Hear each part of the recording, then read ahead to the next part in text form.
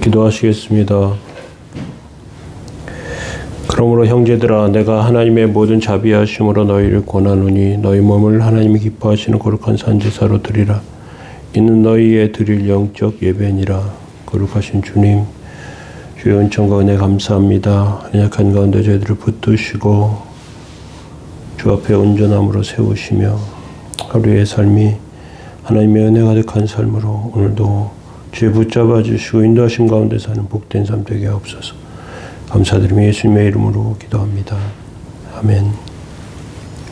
찬송가 369장 1절 찬송 드리겠습니다.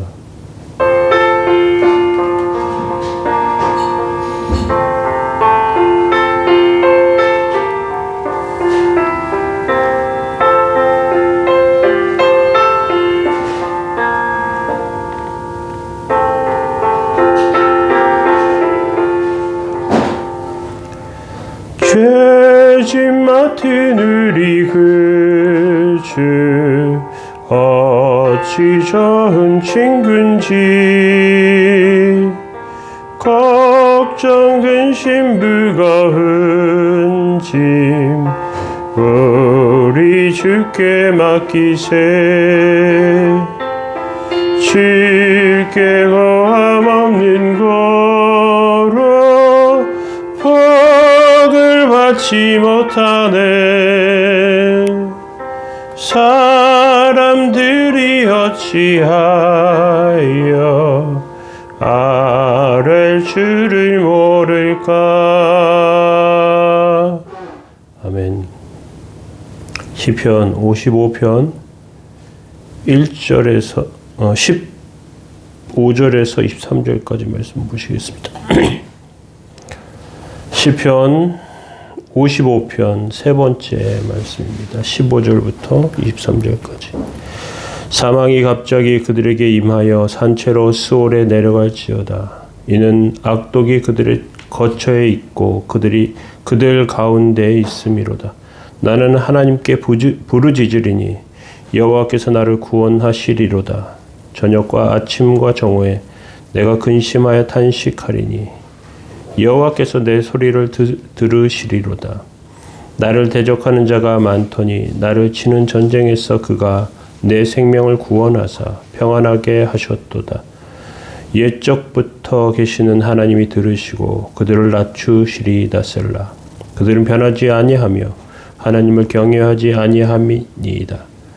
그는 손을 들어 자기와 화목한 자를 치고 그의 언약을 배반하였도다. 그의 입은 우유 기름보다 미끄러우나 그의 마음은 전쟁이요 그의 말은 기름보다 유하나 실상은 뽑힌 칼이로다. 내 짐을 여호와께 맡기라. 그가 너를 붙드시고 의인의 요동함을 영원히 허락하지 아니하시리로다. 하나님이여 주께서 그들로 파멸의 웅덩이에 빠지게 하시리이다. 피를 흘리게 하며 속이는 자들은 그들의 나라의 반도 살지 못할 것이나 나는 주를 의지하리이다. 아멘. 인생 최대 위기 가운데 빠진 다윗. 다윗은 압살롬의 반역으로 큰 위기 가운데 빠지면서 결심하며 하나님께 기도합니다. 그 기도는 악한 자를 벌하시라고 하는 기도입니다.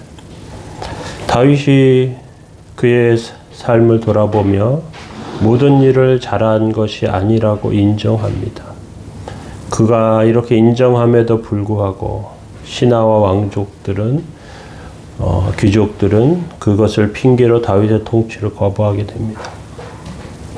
하나님의 말씀을 불신하고 자기 나라를 세우려고 합니다. 악인들은 하나님의 나라를 빼앗는 것이죠. 그리고 인간의 나라를 만들려고 합니다. 이것에 대해서 다윗은 아주 무서운 기도를 하게 됩니다. 15절 보시겠습니다. 사망이 갑자기 그들에게 임하여 산채로 스올에 내려갈지어다. 이는 악독이 그들의 거처에 있고 그들 가운데 있음이로다. 그들에게 악독과 악과 악한 삶의 모습이 있는 것을 하나님께 구하며 그 악독의 벌을 받게 해달라고 기도하고 있습니다. 이것은 어떤 의미에서 보면 저주가 아니라 그들이 행한 대로 받게 하는, 행한 대로 결과를 얻게 하는 그런 인과의 기도입니다. 내가 그들이 잘못하지 않았는데 하나님 그들을 고통스럽게 해주십시오가 아니라 그들이 잘못한 것에 악한 행동에 그대로 받도록 그는 기도하고 있습니다. 다윗은 사람이 행복해하는 정치를 하지 않습니다. 하나님의 나라를 믿고 또 그것을 원하기 때문에 그렇습니다. 사람들은 그렇지 않습니다. 사람들에게는 특별한 영웅, 특별한 사람이 필요합니다. 운동에서 상이란 상을 다 휩쓰는 사람, 사람들을 열광하게 하는 사람. 그런데 이런 사람들이 자칫하면 우상이 되고 그리고 우상의 말로는 비참에 빠지게 됩니다. 이런 영웅들이 조금이라도 실망시키면 사람들은 또 즉시 돌아서죠. 다윗을 배신한 아히도벨은 천재였습니다.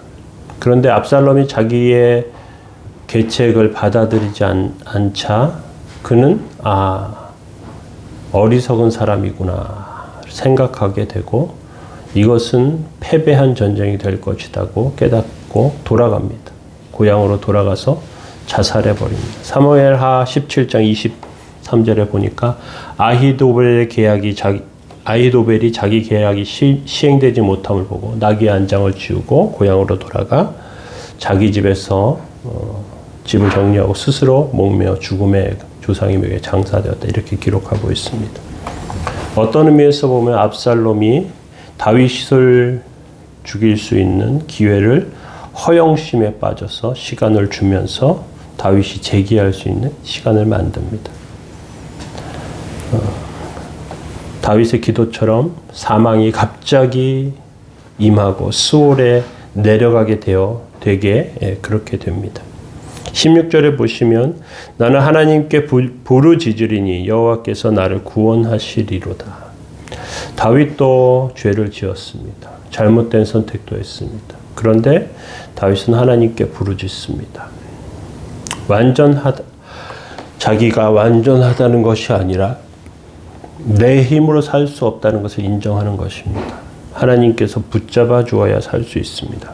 계속해서 17절 보시면 저녁과 아침과 정오에 내가 근심하여 탄식하리니 여호와께서 내 소리를 들으시리로다. 저녁과 아침과 정오에 근심하고 탄식한다. 아침, 점심, 저녁이죠. 하루 종일 탄식한 것입니다. 하나님의 백성에게 염려와 근심, 분노라고 하는 불청객들이 찾아오는데요. 염려와 분노 수시로 찾아옵니다. 그럴 때마다 기도하며 하나님께 부르짖어야 해결되는 것이죠. 하나님은 다윗에게 가시 같던 아히도벨을 죽게 하시고요. 자기 일을 못 이기는 것이죠. 끝까지 해보려고 하지 않습니다. 압살롬은 허영심에 시간을 끌고 전면전을 벌이면서 그 전쟁에서 죽는데 어떻게 죽는가 하면 압살롬은 굉장히 아름답고 그리고 긴 머리털을 가지고 있었습니다. 그런데 그 머리털이 나뭇가지에 걸려서 매달려 버리고 맙니다. 그리고 그곳에서 죽습니다. 18절, 19절 보시면 나를 대적하는 자가 많더니 나를 치는 전쟁에서 그가 내 생명을 구원하사 평안하게 하셨도다. 옛부터 계시는 하나님이 들으시고 그들을 낮추시리이다. 셀라. 그들은 변하지 아니하며 하나님을 경외하지 아니함이니이다. 나를 치는 전쟁에서 하나님께서 나를 지켜주셨다. 내 소리 들으셨다. 하나님께서는 대적하는 자들을 낮추신다. 오늘날에도 이러한 하나님의 능력은 계속해서 역사하고 있습니다. 오늘날 교회에도 또 하나님의 사람들의 삶에도 이러한 일들이 있습니다. 우리는 다윗처럼 기도해야 합니다. 22절에 보시면 내 짐을 여호와께 맡기라. 그가 너를 붙드시고 의인의 요동함을 영원히 허락하지 아니하시리로다. 다윗의 입에서 나왔습니다. 그러나 이것은 하나님의 음성입니다.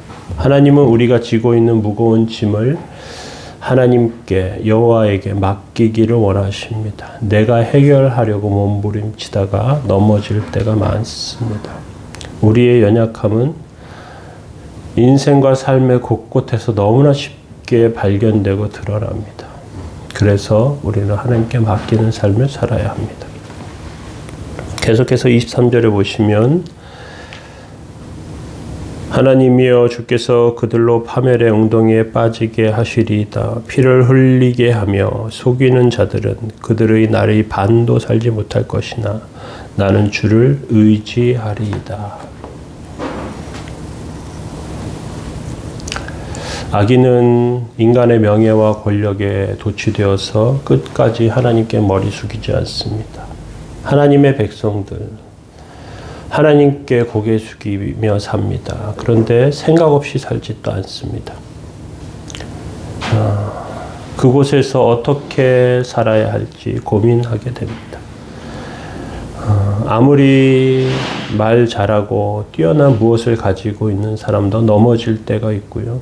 또 잘못된 그런 선택으로 잘못된 결과를 만들어낼 때도 있습니다. 그런데 그러한 삶 가운데 하나님 앞에 구하며 기도하며 그렇게 세워져 가면 주께서 주시는 은혜가 우리 삶을 인도하십니다.